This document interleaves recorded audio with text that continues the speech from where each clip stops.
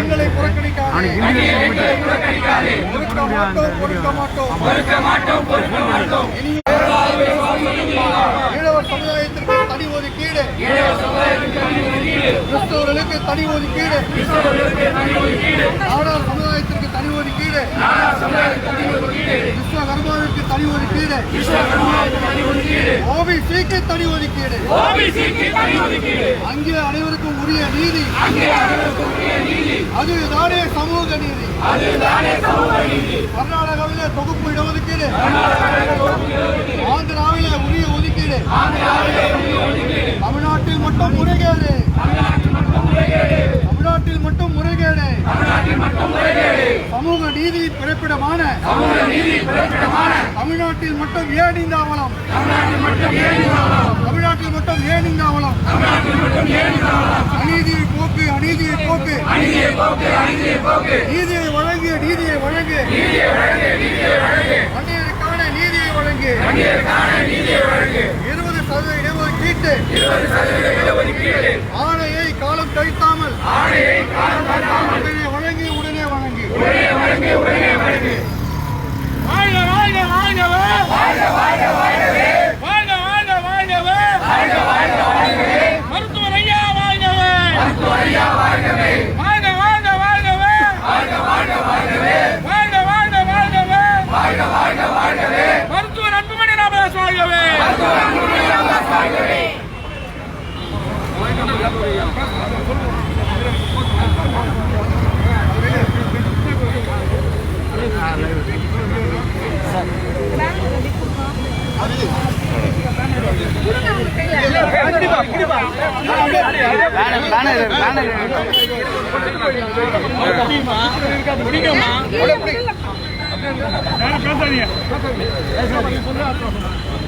முன்னாடி வராதீங்க.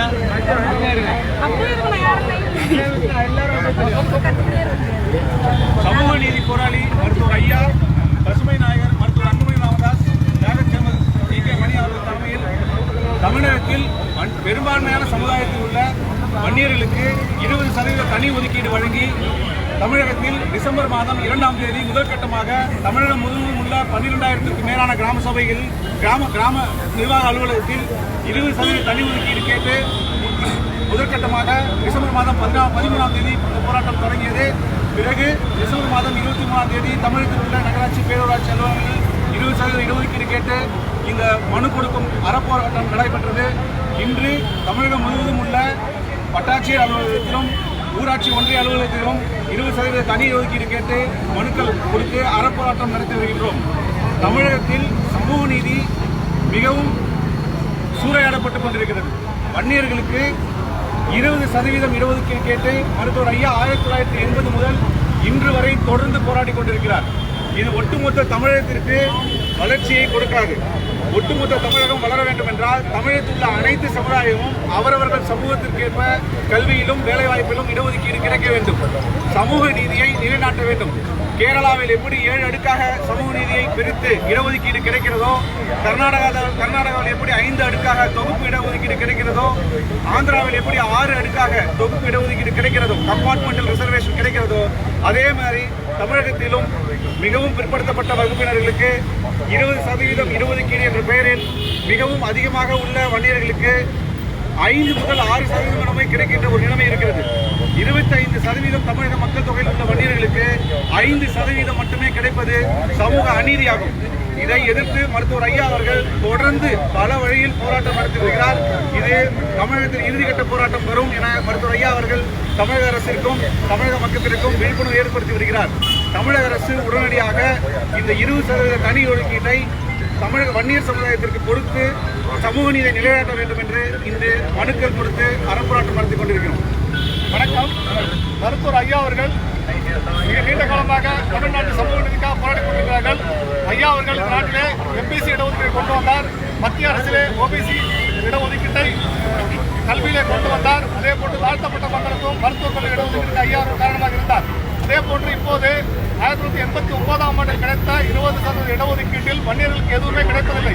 5% கூட கிடைக்காத நிலையில் தமிழ்நாட்டில் தனிப்பெரும் சமூகமான வன்னியர்களுக்கு தனி இடஒதுக்கீடு வேண்டும் என்று மருத்துவர் ஐயா அவர்கள் போராடி வருகிறார்கள்.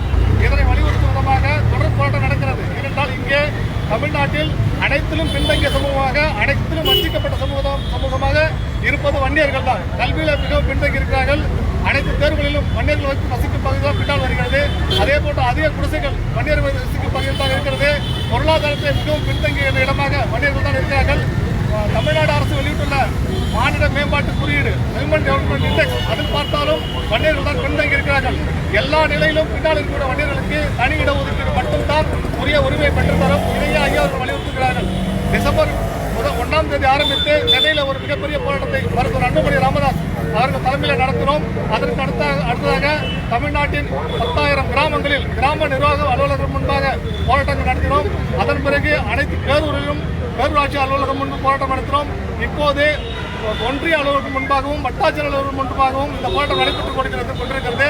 இது முதல் கட்ட போராட்டம் தான் என்று மருத்துவர் ஐயா அறிவித்திருக்கிறார்கள். எனவே தமிழ்நாடு அரசு வன்னியர்கள் கேட்கின்ற 20% இடஒதுக்கீட்டை உடனடியாக வழங்க வேண்டும்.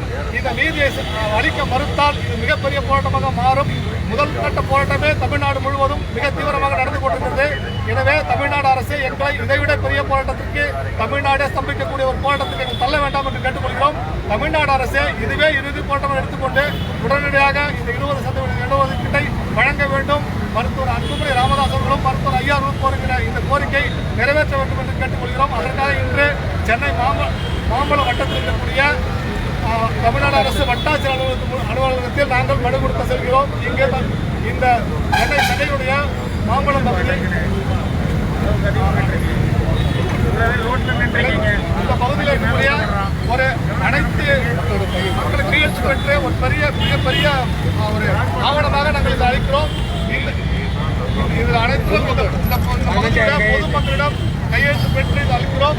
இந்த நிகழ்ச்சியின் மூலமாக தமிழ்நாடு அரசுக்கு எங்களுடைய கோரிக்கை வைக்கிறோம். யாரெல்லாம் கலந்து கொண்டிருப்பதை